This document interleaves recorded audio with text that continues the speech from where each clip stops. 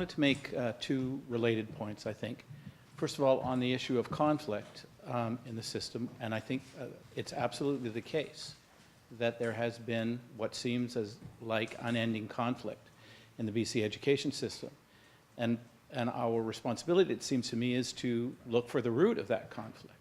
And the root of that conflict, in my view at least, for what it's worth, is in the data that Alex presented to us at the beginning of the meeting.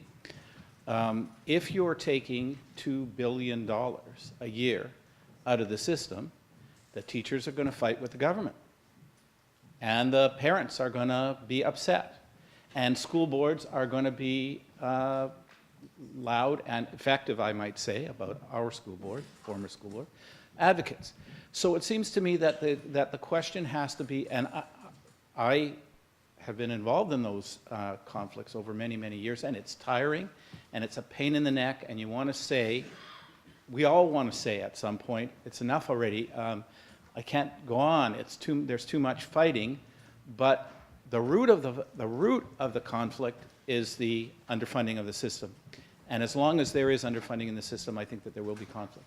I wanted to make one other point around, it's sort of a tactical point, and it's around a debate or a discussion that we got to the edges of around the funding allocation model. I think that there is a discussion and a debate to be had around the funding allocation model, per pupil funding, block funding that we used to have. There's a lot of important discussion to be had about what the best system is. But I think we have to keep our eyes on the prize.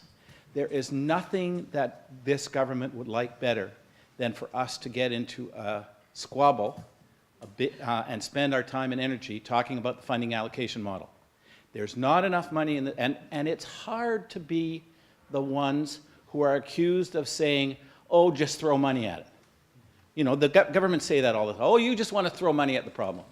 Yep. We sure do. Because you've taken $2 billion a year out of the system. We want some of that, all of that back.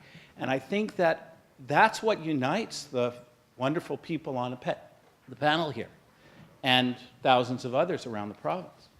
We care about those kids, and we want to do the best job that we can possibly do, and that's going to require more resources. I started teaching in 1970-something, and I can tell you that the resources available to me as a teacher when I started teaching in a much less wealthy environment, were miles ahead of what we have now. So I just want to I want to suggest to us that we keep our eyes on the prize. Yes, we want more resources for our kids. We shouldn't be ashamed to say it. We should say it proudly, and we should say it together.